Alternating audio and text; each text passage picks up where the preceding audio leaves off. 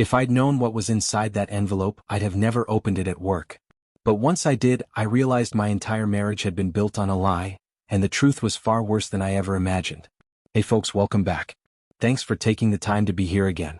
Today I've got a story to share that still feels surreal to say out loud. Let's get into it. Looking back, I should have realized that Friday would be the last ordinary day I'd have for what would turn into one of the longest chapters of my life. If I had even the slightest idea of what was coming, maybe I would have taken a moment to enjoy the little things a bit more.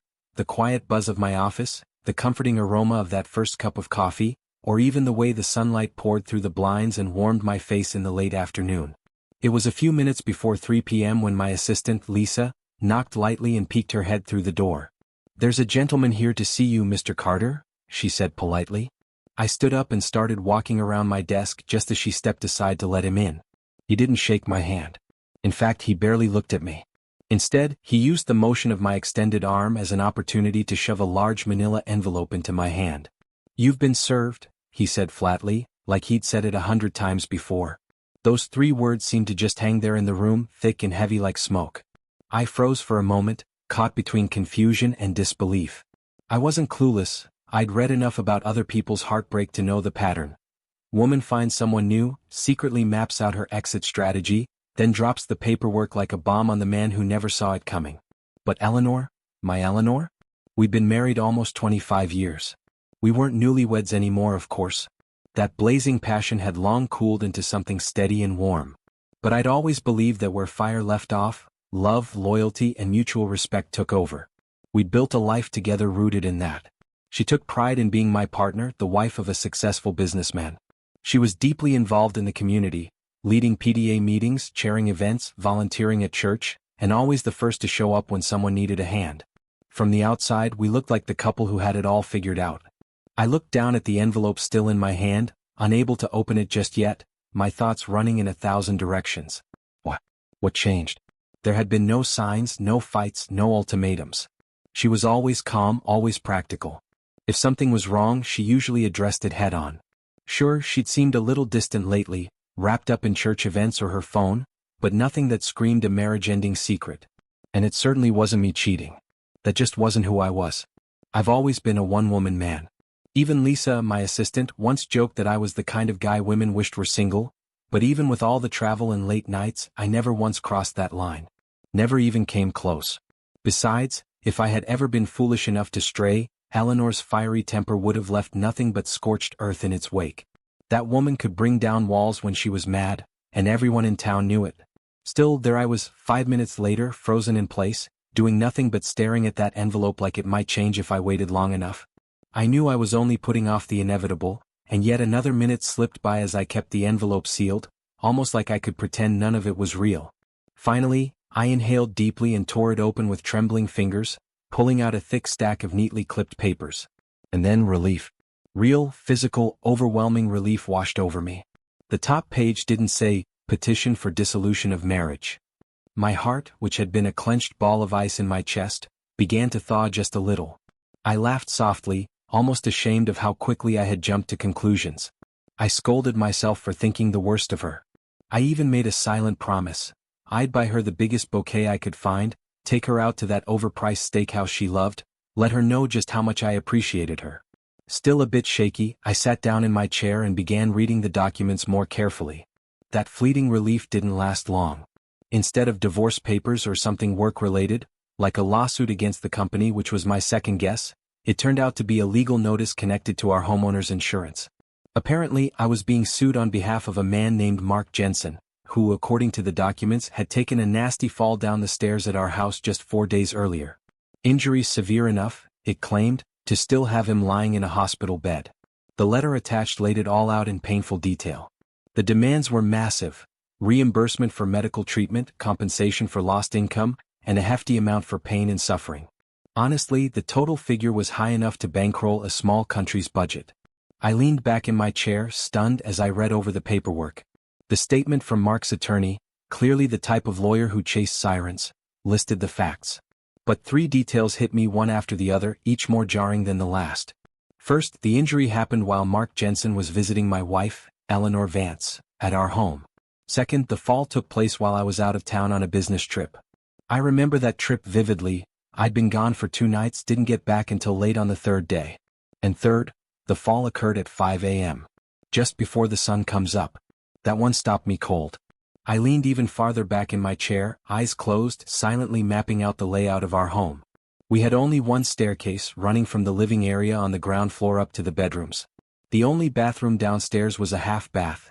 Nothing fancy, just a powder room off the kitchen. All the bedrooms, including the guest room, were upstairs. So if someone was up there, they weren't just passing through. My breath caught. In the span of 10 minutes, I had gone from bracing myself for a divorce to feeling foolish for even entertaining the idea, to now sitting in stunned silence, a wave of nausea creeping in as a far more unsettling truth began to surface.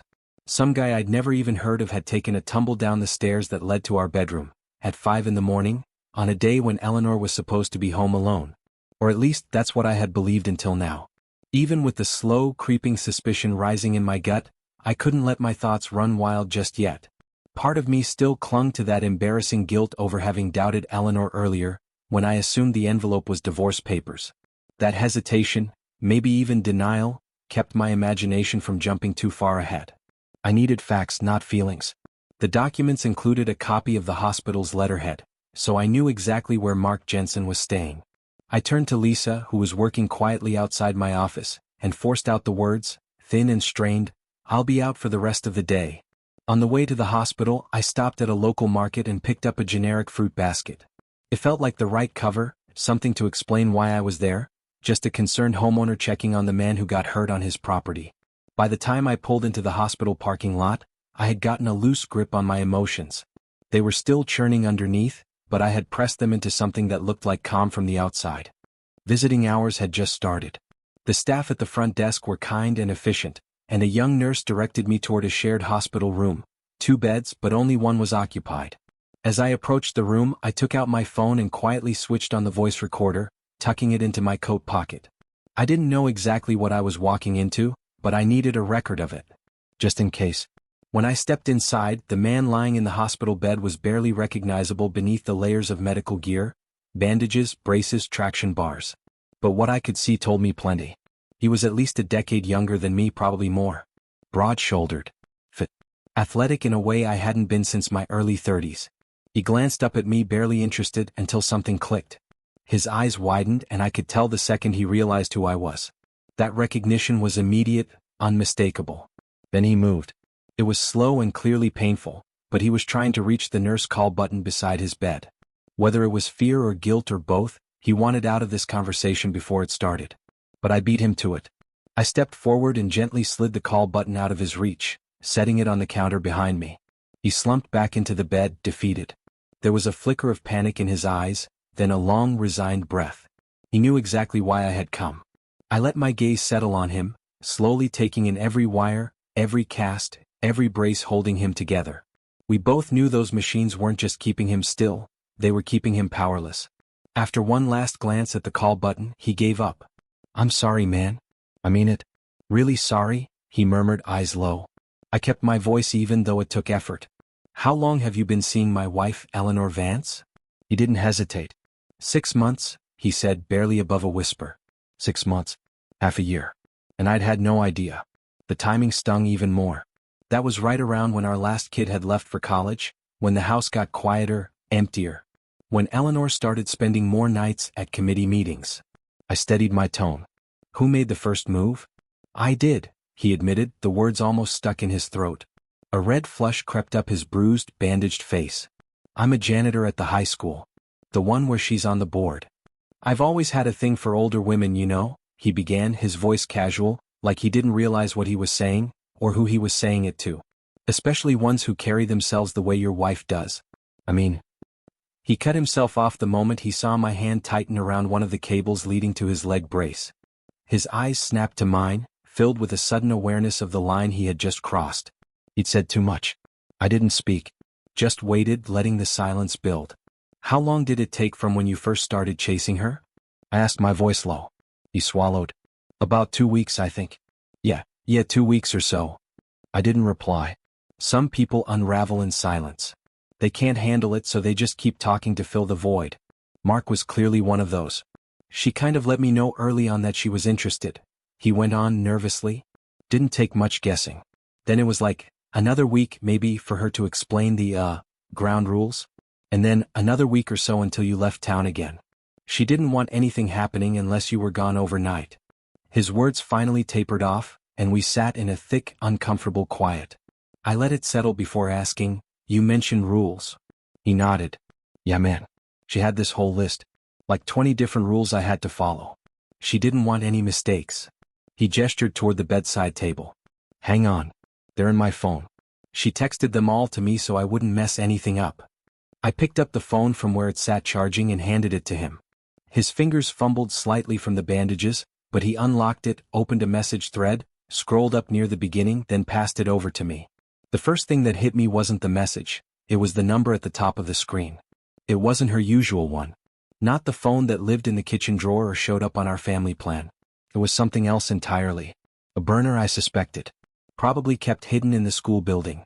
Maybe even locked away in the supply room safe. The same one I'd never had access to, because she insisted the combination was confidential. And there, in a long text thread, I saw Eleanor's rules. They were written in that unmistakable way she spoke. Direct, articulate, coldly meticulous. No touching in public or acknowledging each other in public spaces. If you see me at school, walk past me without a word. You'll provide me with a recent STD test before any physical contact. We are not making love. These are private arrangements. No kissing. No affection. We meet only at my house and only when my husband is out of town overnight. I will confirm his location personally before you arrive. Each line sliced through me like a paper cut, sharp, shallow, and numerous. Her words were clinical, impersonal. No warmth. Just control. Whatever I thought I understood about our marriage, about her, it was unraveling one rule at a time. I don't want him calling the landline when I'm not there. That could get tricky to explain. That one line jumped out at me. Suddenly, all those seemingly harmless routines on my business trips made a lot more sense. For years, Eleanor insisted that when I was away, I should only call the house between 8:30 and 9:30 p.m. Never earlier, never later. She'd claimed cell phones caused brain cancer. "Just call the landline, darling," she'd say. "It's safer anyway." I used to think it was just one of her quirks. But now I could see it for what it was, a built-in buffer. A time slot carved out so her visitor wouldn't be caught mid-visit when I called. I scrolled further through the message thread, still stunned. "You will always provide and wear protection." A new, unopened box of 5 each time. Fuck. I blinked at that. Fuck. I racked my brain trying to remember the last time Eleanor and I had ever been intimate 5 times in a single day. Had we ever? Maybe early in our marriage, but even then that would have been pushing it. I glanced back at Mark, swaddled in casts and braces, barely able to move. What was he, some kind of machine? I kept reading. "I will watch you open the box and I will also witness you disposing of all 5 before you leave, used or not. I need to account for every wrapper before you throw anything away. Some activities will require protection even if they're not traditional." Relief, awful, bitter, sickening, swept over me. I hated myself for it. I shouldn't have felt a flicker of reassurance knowing she might not have actually been with him 5 times. That wasn't the point. But my brain seized onto the number as if it meant something. Like a loophole in the betrayal.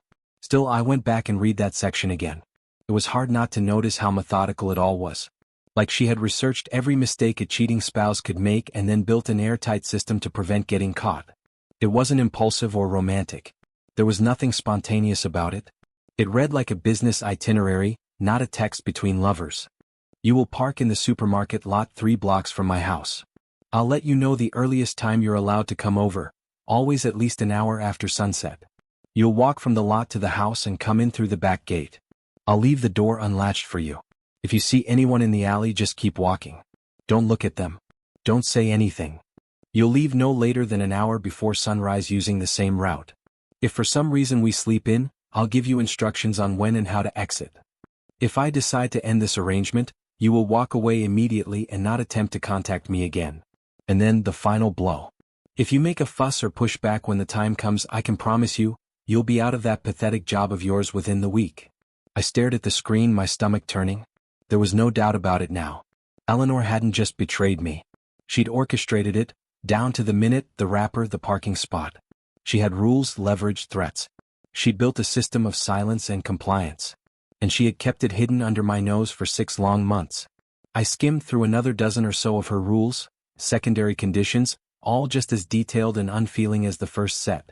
After forwarding the message to my own phone, I handed the device back to Mark. "Wow," I said quietly. "Very calculated. Very logical. A little cold though." "Yeah," Mark agreed with a half-hearted chuckle. "Too cold, honestly. I told her early on that, for me, affection mattered. Kissing, holding each other, that kind of stuff. I said that's what made it feel real. She told me straight up that this wasn't going to be a relationship," he continued, his tone turning slightly bitter. "It was about meetings. Nothing more. Package deal. Take it or leave it." "And you told her you'd leave it?" I asked, arching a brow. "And yet here you are 6 months later." He shifted uncomfortably in the bed. "Yeah, well, your wife knows how to make a point."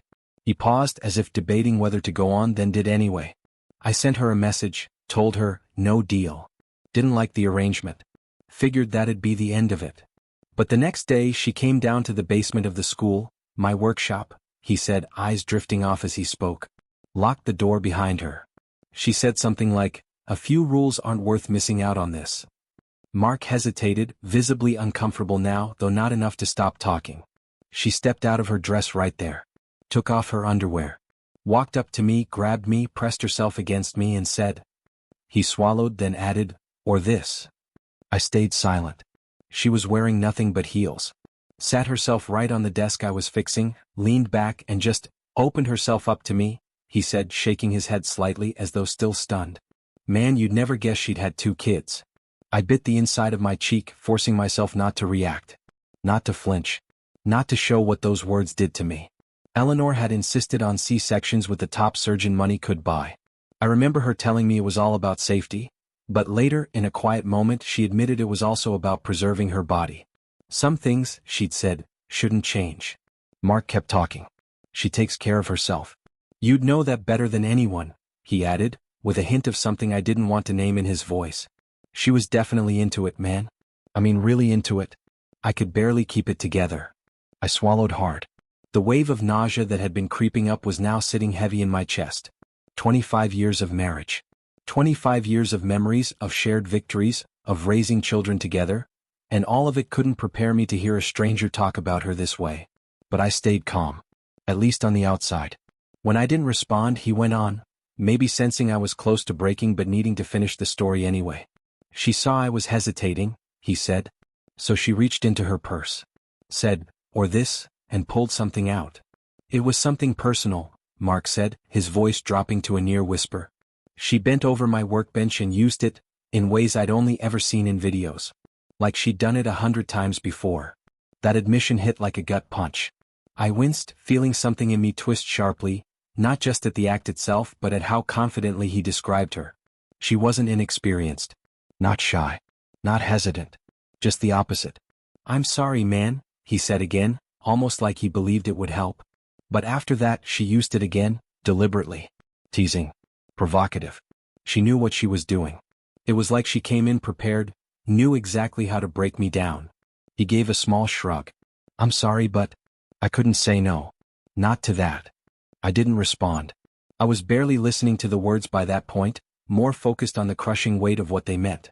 I stared ahead, mentally trying to picture the item, trying to understand how she could have smuggled it into the school unnoticed, how she orchestrated the entire thing so easily.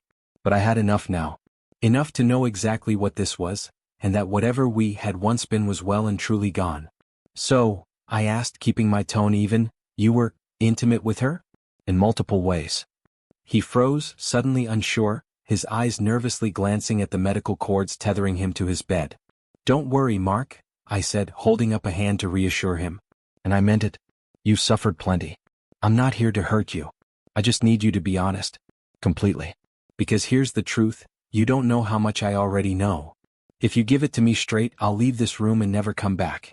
You'll leave with all your limbs intact." He swallowed hard and nodded. "Yeah," he whispered. She liked when we didn't use protection. Said it helped her feel closer. More connected. She went on about how that was something she never did at home. There was a strange kind of pride in his voice, like he'd been given something sacred. She also had preferences, he added. Things she really got excited about. Certain acts. I don't know how to explain it, but she went wild for those. like it unlocked something in her. I stood there in silence, trying to keep my face still even as my stomach turned. I didn't recognize this version of my wife at all. The woman I married, the mother of our children, was nothing like what this man was describing. Mark must have sensed he'd pushed far enough because he finally shut up. Several minutes passed before I trusted myself to speak again. How often? He blinked. What? How many times did you meet with her? Ballpark. Oh, he looked down. Every time you were out of town, I guess. Sometimes 2 or 3 times in a single trip. He hesitated. Except, when your youngest was home on break. She'd skip those weeks. I stared, my mind swimming. That's where all my sick leave went, he said with a weak laugh. She'd keep me up all night, man. Like hours on end. Some mornings I could barely walk, let alone mop floors. I'd just call out. Couldn't even fake it. Every word was another drop in the poison well. I didn't know who this woman was anymore. I thought I'd spent 25 years building a life with someone I understood, but now, all I saw was a stranger wrapped in my wife's skin. Still, I needed to ask one last thing. You're suing me, I said, leveling my gaze at him. But for a personal injury case, you need to show negligence on my part. So, what happened? How'd you fall? He shifted slightly, wincing. Yeah, I think it was a nail. On the top step. Kinda sticking out. I caught it with my sock and just went flying. Just like that. A stray nail, and a 6-month affair burst into the open. I remembered that nail. I'd seen it months ago, poking out slightly from the top stair. I even offered to hammer it in. But Eleanor waved me off. No, she'd said firmly. It might raise questions if someone notices it's been fixed. At the time I hadn't thought twice. Now I saw it for what it was. Another calculated move to maintain her double life. Mark told me she didn't ride with him in the ambulance. She'd called it in, cool, composed, and then stayed behind. He hadn't seen or heard from her since that morning. We talked for about another 20 minutes, mostly quiet, subdued now. There was nothing left to hide. Eventually, a nurse came in to administer his next dose of pain medication. After he took it, I stood up. Before I left, he looked up at me, guilt still thick in his voice, and actually promised, that he'd never get involved with a married woman again. I believed him. I remembered being young once. Rash, impulsive. Hormones in the driver's seat. The difference was, I'd grown out of it. I still had about an hour before my usual return time, so I drove to a quiet park on the edge of town. It was one of my favorite spots. Trees swaying gently, birds overhead, just enough people around to remind me I wasn't entirely alone. I sat in the car for a while, watching the late afternoon light change. Eleanor had told me a story about a car accident when I got home from that business trip. She must have been terrified someone in the neighborhood would mention the paramedics showing up at our house, or that Mark's fall might somehow expose everything she'd worked so hard to conceal. And now that I knew the truth, strangely I didn't feel crushed. It took me all of 15 seconds to make a decision. My marriage was dead. Completely and irreversibly dead. That realization wasn't devastating, it was freeing. It gave me the clarity I needed to plan my next steps. I'm no legal expert, but I had enough common sense to know that walking away from a 25-year marriage would cost me. A lot. Especially if I made it easy for her. But then I thought about Eleanor's obsession with appearances. Her spotless reputation, her community roles, the image she carefully curated. Her standing in our town had always been her armor. I used to find it amusing. I'd never teased her for it. I let her play the part she wanted. Gave her the space to be that woman. But I never shared the same obsession. I've never cared what people think of me. That kind of dependency, on the approval of strangers, always felt like handing over control of your life. Eleanor, though, was different. And for years I tried to shield her from her own weakness. I gave her an environment that protected her delicate social world. Now I intended to use it against her. Our 25th wedding anniversary had been coming up and I had already booked a lavish event. Big venue, catering, everything. Not anymore. That money could stay in my pocket. One less thing to divide. As for Mark, I quietly had a few specialists look into his injuries. I wanted an accurate, honest evaluation, not the overblown claims his attorney submitted. Once I had that data, I passed it on to my insurance company. They made a new offer based on real numbers. It was fair. Reasonable. And he took it. The last time I checked in on Mark, he still hadn't heard a word from Eleanor. Not a call, not a text, not even a message passed through someone else. Not even a crumb. If I were feeling generous, I might chalk that up to honesty on her part. Maybe she truly meant it when she said it was only ever physical. No promises. No future. Just private meetings. But deep down I knew her too well. Eleanor had a gift for magnifying her own contributions to our life while downplaying mine. She'd rewrite the narrative so subtly, so consistently, that even I began to believe it. Funny how many things become painfully clear once love stops coloring the lens you see them through. I scanned the crowd that had gathered that evening. Almost every member of the school board was present. Only one was missing. The rest stood dressed to impress, wine glasses in hand. Senior staff from the district had shown up too. There were clergy, our family priest, the local bishop, and at least 15 other prominent members of her congregation. And then there was the media. A few well-known local news anchors, photographers, and social columnists. Even half the city council showed up, arm in arm with their spouses, dressed like they were attending a political fundraiser. That was Eleanor's world, polished, admired, high status. And she soaked it up like sunlight. She'd insisted we host our 25th anniversary party in our own backyard, but no expense had been spared. The pavilion was grand, the catering exquisite, the flowers fresh-cut and fragrant. This night was supposed to be her crowning moment, her biggest social victory yet. Adam, our eldest son, caught my eye from across the yard. I gave him a small nod. He hesitated, then took a deep breath and walked toward the house. He knew what was coming. He didn't like it, but he understood. I stepped into the pavilion, walked up to the small stage and switched on the microphone. The soft chime of the speakers snapped the guests to attention.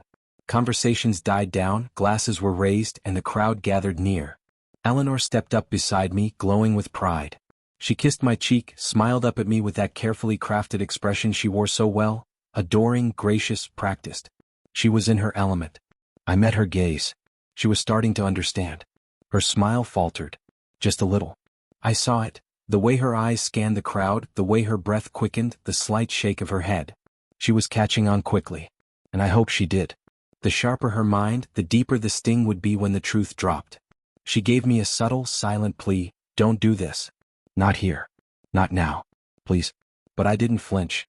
This woman, who had no shame performing private acts in public schools for men she barely knew, was now suddenly concerned about a little honesty in front of family and friends. How ironic. I leaned into the microphone. "I know many of you have made sacrifices to be here tonight," I began. "I'm grateful. Eleanor's grateful. And I won't waste your time." There was a ripple of polite laughter and anticipation. Glasses were tilted, smiles ready. "I found out recently," I said, letting my voice slow and level, "that my beloved wife has been involved in an affair." There were gasps. Some people thought it was a joke. A terrible, poorly timed joke. A few chuckled awkwardly. I saw Eleanor freeze beside me. Her shoulders stiffened. Her mouth parted slightly, stunned. "This isn't a prank or some twisted toast. I've never been anything but faithful. Supportive. Loving. And Eleanor? Well, she's been something else entirely." Eleanor was a seasoned speaker. She knew how to manage a crowd. She turned to face them, her eyes moving from one section to the next, until she hit the far right corner of the gathering. That's where Mark was sitting. Not in a wheelchair, but on crutches, seated quietly at the back with a blanket over his legs. Her eyes locked onto him, and everything about her posture changed. She didn't speak. Didn't blink. She just stood there as the mask cracked. From the far side of the pavilion, I heard the soft creak of wheels. Mark was being pushed forward slowly in his wheelchair. He'd be stuck in that thing for months. As he rolled into view, Eleanor's entire body tensed. She froze mid-breath and all the color drained from her face. She had been exposed. She watched him like he was a ghost, like some secret sin come back to haunt her, materialized in front of everyone she held dear. Mark didn't say a word.